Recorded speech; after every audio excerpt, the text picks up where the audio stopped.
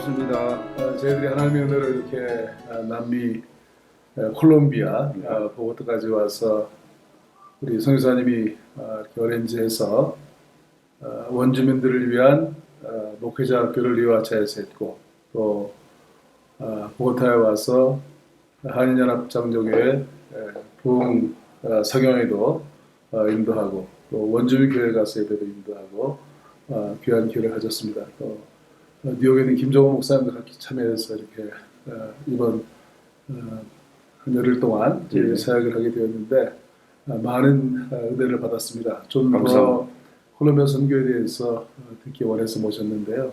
목사님 소개 잠깐 해주시고 그다음에 지금 하고 있는 이번에 저희들이 또 사역을 했습니다만은 하고 있는 사역을 좀 소개해 주시면 좋겠습니다.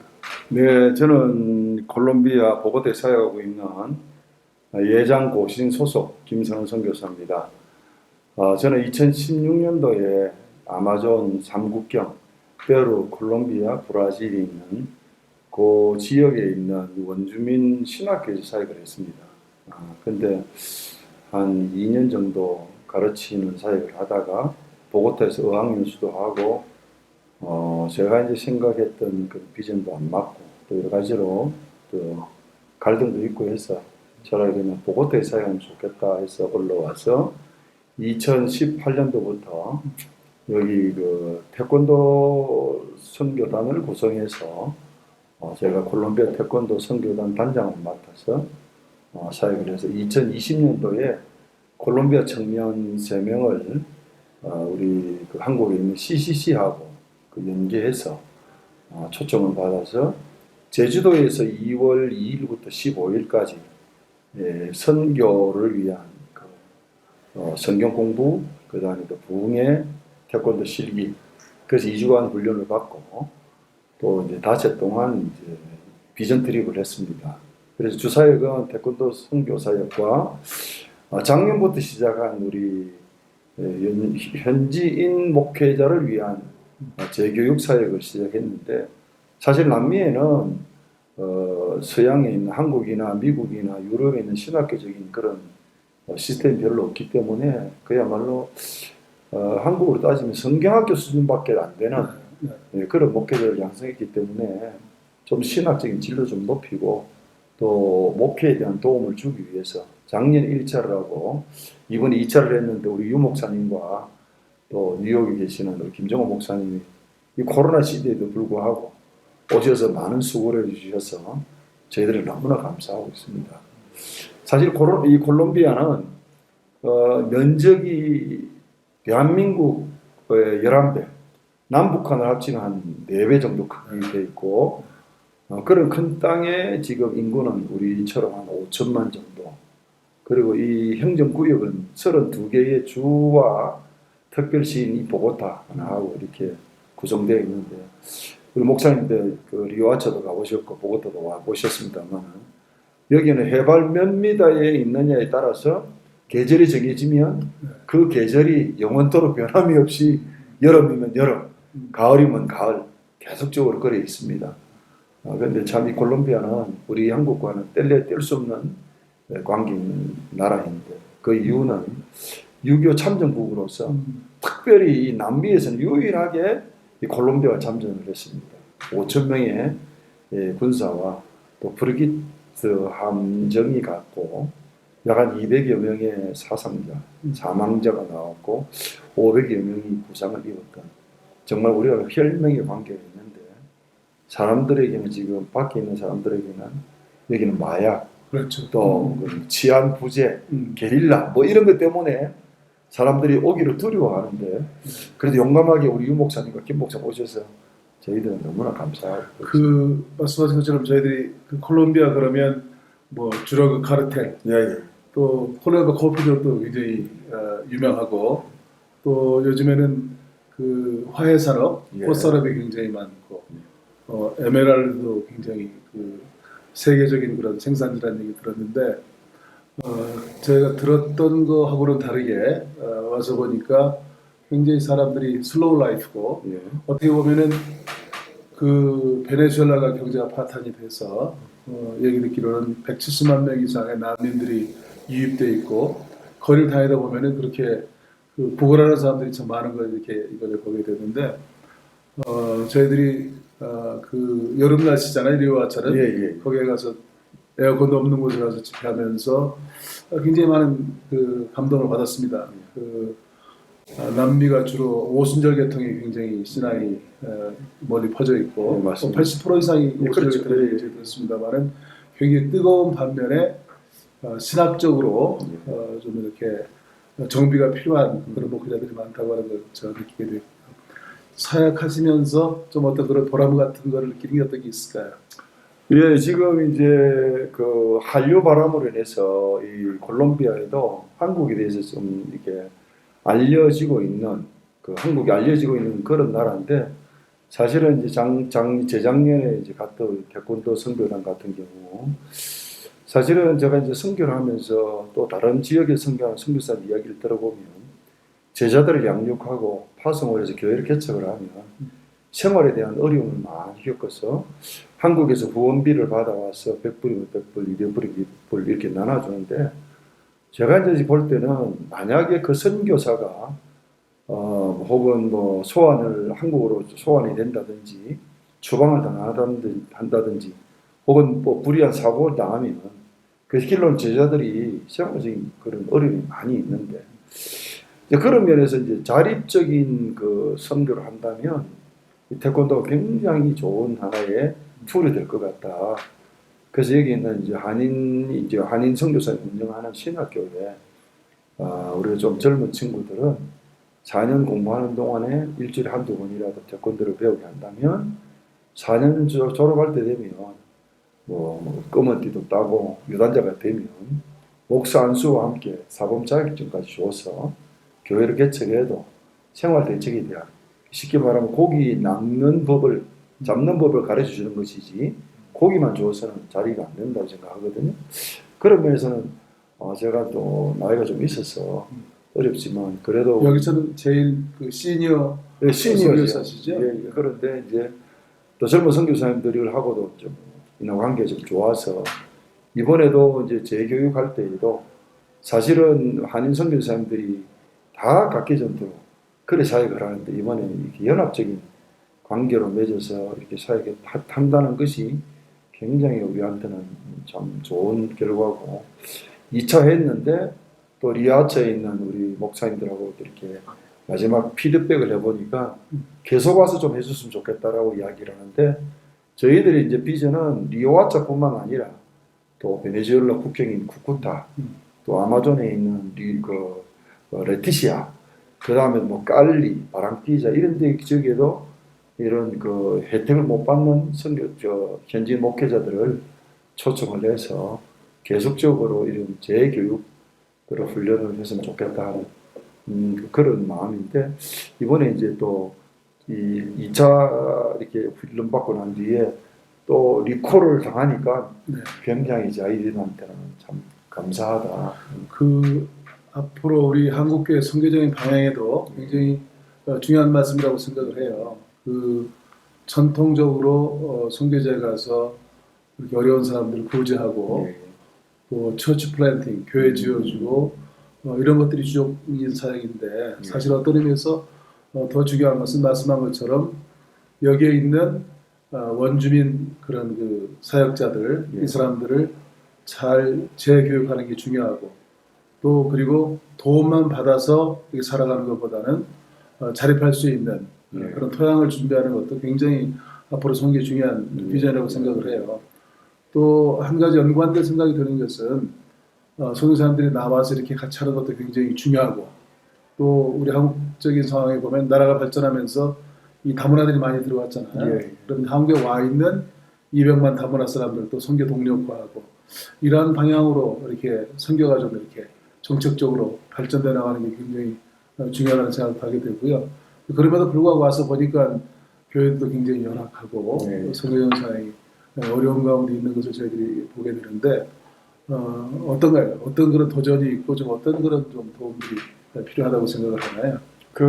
이제 제가 지난 1월 달에 이제 이가 아파서 이 임플란트를 하러 이제 한국에 가서 선교 세미나에 2번을 참석을 했는데 요즘에 이제 선교 패러다임에 대한 변화가 이제 있는 게 과거에는 지역 그러니까 속지주의로 이야기했습니다. 그럼 중국 선교사는 중국에서 사역하는 선교사, 콜롬비아 선교사는 콜롬비아에서만 사역하는 선교사 이래 됐는데 이제는 조금 전에 교수님 말씀하셨다시피 250만의 다문화 가정이 와 있는데 그 가정들을 케어하는 선교사들은 그러면 도대체 어디에 서야 되냐? 이제는 속인주의로 가야 된다. 이제 그게 급격하게 이제 먹혀 들어가는 이유 중에 하나가 중국에 있던 우리 한국인 선교사들이 다 추방을 당했거든요. 그러다 보니까 이제 한국에 들어와서 이제 갈 수 있는 데가 어디냐? 연관 결과 동남아 지역의 화교들을 상대로 해서 이제 선교를 해야 된다 해서 제 후배들도 두세 명이 지금 캄보디아도 가고 싱가포르도 갔거든요. 그러면 그 사람들을 싱가포르 선교사를 해야 되냐? 캄보디아 선교사를 해야 되냐? 그 사람은 캄보디아에 있는 중국 사람을 상대하니까 그래서 이제는 속지주의가 아닌 속인주의. 그래서 사람을 상대해서 한다 그러면 결과적으로 한국에서 다문화 가정을 케어하는 선교사님들도 선교사를 인정을 해야 된다. 그리고 한국에 들어와 있는 베트남 사람들, 그 사람들만 모아가지고 지금 이제 예를 들자면 베트남에서 사역을 하다가 한국에 들어와 있는 선교사가 그 베트남인을 위한 이 교회를 개척해서 케어한다면 그 사람 베트남 선교사라고 이야기해야 되지 한국 선교사라고 이야기하면 안 된다 하는 그런 이야기 들었는데 이번 이제 코로나하고 중국의 이제 선교 추방에 대한 그런 그 결과가 결국 우리의 그 선교 패러다임을 그렇죠. 바꾸는 그런 경우가 됐는데 저도 지금 사실은 이제 한국도 왔다 갔다 하지만 한국에 가보니까 이 작년 같은 경우에는 이 콜롬비아에 굉장한 폭동이 있었습니다. 네. 왜냐하면 그 이완 두que 대통령이 이 코로나 시대에 부가가치세를 올렸습니다. 국민들은 안 그래도 이제 코로나 때문에 죽겠는데 세금까지 올리니까 이거 어떻게 사냐 해서 폭동이 일어나서 한 4, 50명이 이 총에 맞아 죽기도 하고 막 이랬는데 결과적으로 그 이제 세금 올리는 문제는 없는 걸로 하고 끝냈는데 그때 마침 내가 한국에 있었는데 이 한국에 유학 와 있는 콜롬비아 아이들이 팻말을 들고 콜롬비아를 위해서 도와주세요 하는 걸 내가 봤습니다. 이제 그런 걸 보면서 지금은 그야말로 지구촌이지 그렇죠. 아주 좁은 관계니까 어디서 뭘 하든지 간에 그 사람을 상대하는 그것이 그 사람이 그 좀 실제적으로 연관된 질문이 되겠습니다만은 여러 가지 지금 하고 있는 사역에 대해서 말씀해 주셨는데 이제 앞으로 또 여러 가지 이제 시니어 선교사로서 그런 비전이 있을 터인데 그런 비전에 대해서 말씀해 주시면 저희들이 다 함께 기도하고 또 도울 수 있는 또 그런 길이 될 수 있을 것 같아요. 예, 사실은 지금 이제 그 미국이나 한국이나 유럽은 자녀들 결혼해도 자녀들 안 낳거든요. 근데 놀랍게도 이 남미는 가면 갈수록 인구가 굉장히 많이 불어납니다. 보통 한 가정에 6명의 아이들이 있기 때문에 앞으로 납비가 굉장한 그 인구 밀도가 높아지는 그런 상황이고 이제 이런 상황 속에서 이들을 어떻게 잘 케어하느냐에 따라서 이들도 정말 세계 복음화를 위해서 굉장히 쓰임받는 나라다. 목사님들 같이 이제 이렇게 비전 트립도 해보시고 리오아체 사역도 해보셨습니다만은 이 콜롬비아 사람들이 긍휼이 굉장히 많은 그런 사람들이거든요. 그러니까 남의 어려움을 보면 못 참고 도와주는 사람인데 이 사람들이 복음만 잘 들어가면 정말 어느 지역에 힘들게 하고 있다. 복음을 가지고 가자 하면 정말 선교 대국이 될 만한 그런 좋은 토양이 되어 있는 그런 나라가 이 콜롬비아입니다. 그런 면에서 그냥 무조건 뭐 도와주러 나가는 것보다는 신학적인 바탕이 되어져야 된다면 좋겠다. 그래서 현지인들을 목회자들을 잘 양육하면 그 목회자 한 사람이 딸려있는 교인들이 정말 신앙적으로 복음적으로 잘 이렇게 발전을 하면 그들이 어디를 가든지 복음으로 세상을 구원하는 그런 역할을 할 것이다 해서 저는 이 콜롬비아의 선교 대국의 발돋움을 하는데 도움을 주고 싶은 그런 마음을 가지고 있습니다. 감사합니다.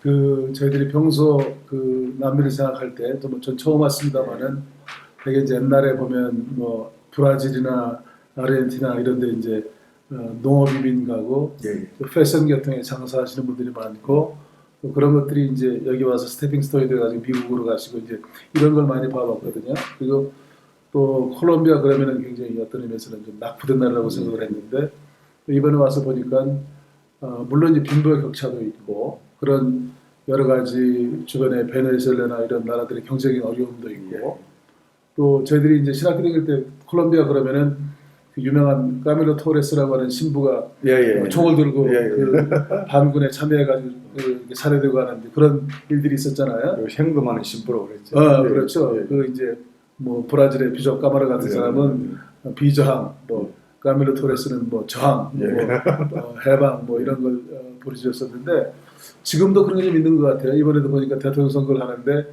페도로라고 하는 사람은 반군 출신이었다는 얘기를 들었어요. 예, 맞습니다. 그런 정치적인 그런 상황도 굉장히 그 선거에 영향을 줄 터인데 어떤가요? 영향을 좀 받고 있나요? 그런 것들을? 그러니까 이제 그 지도자를 잘 선택해야 된다는 게 한 나라의 이 운명을 좌우하는 거거든요. 사실은 이 콜롬비아보다 베네수엘라가 훨씬 더 잘 살았습니다. 그런데 이제 그 차베스하고 마두로가 대통령 되면서 20년 동안 저 나라를 저렇게 본도박질시도록 만들어놨는데 세계에서 석유 매장량이 제일 많은 나라가 베네수엘라 했잖아요. 미인도 제일 많고. 그렇죠. 그런 나라 난민들이 와가지고 이렇게 난리를 치고 이런 나라가 됐다는 게 참 너무나 참 비극적인 사건이에요. 네, 그래서 참 안타까운데 이제 저희들이 기도하기는 콜롬비아에도 시몬 볼리바르 같은 그런 그 참 훌륭한 지도자들이 나와서 이 나라를 참 다스리면 좋겠는데 그 사실은 대통령이 누가 되냐에 따라서 굉장히 선교에 대한 영향이 미쳐지는데 저는 이제 유럽에서도 사역을 하다 왔는데 유럽에 있을 때에 이제 그때 한참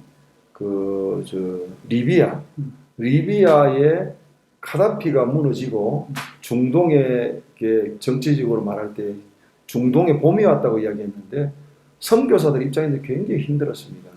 왜냐하면 그 당시만 해도 카다피가 원하는 대로만 해주면 이 선교사들이 문제가 안 됐는데 카다피가 없어지고 나니까 이 사람한테 맞추면 이 사람이 문제를 잡고 이 사람 맞추면 이 사람 문제 잡고 이래서 굉장히 어려웠습니다. 마찬가지로 이제 지도자가 어떤 사람이 들어오느냐에 따라서 굉장히 중요한데 이번에도 5월 말에 있을 대통령 선거가 많은 영향을 좌우할 터인데 어쨌든 하나님을 두려워하고 백성을 섬길 수 있는 마음을 가진 사람이 대통령 지도자가 되어서 나라를 다스리면 좀 그래도 발전할 수 있는 그런 가능성이 있는데 그렇지 않고 여기도 약간 사회주의적인 그런 영향이 있거든요. 그렇더라고요. 예, 그래서 상당히 이제 정치적으로 민감한 그런 시기에 와 있습니다.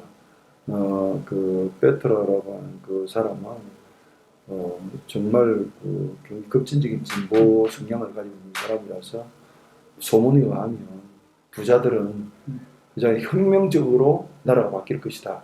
그래서 해외로 탈출하겠다라고 하는 그런 이야기도 나오고.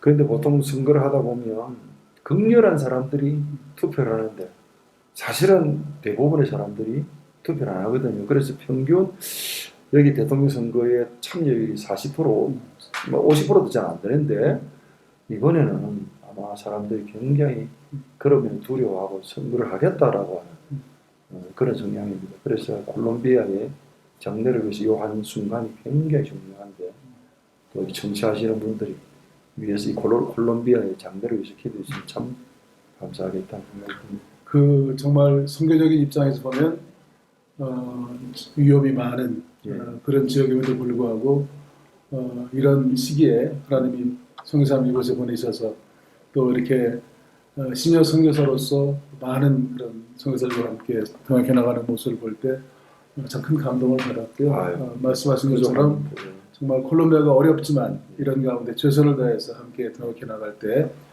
이 콜롬비아를 통해서 선교 대국의 그런 비전을 이루는 그런 아름다운 열매들이 풍성하게 이루어질 수 있기를 함께 기도하겠습니다. 고맙습니다. 그런데 이제 제가 이제 부탁드리고 싶은 거는 콜롬비아에 대한 생각을 기도를 해 주셔야 될 이유가 두 가지가 있습니다. 첫째는 우리가 하나님을 사랑하는 마음에서 기도해 주셔야 되고 두 번째는 이 나라가 우리나라를 도와줬던 나라이기 때문에 위해서 기도해 줘야 된다.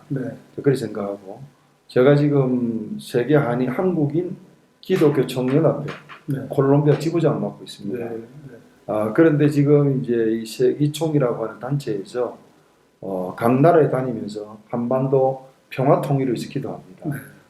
그래서 이제 이번에 11월 달에 여기서 그 통일을 위한 기도회를 하는데 제가 이제 그 슬로건은 과거에는 당신들이 육신으로 와서 우리를 도와줬는데 이제는 영적으로 우리를 위해서 기도해 달라고 도와줘야 된다고.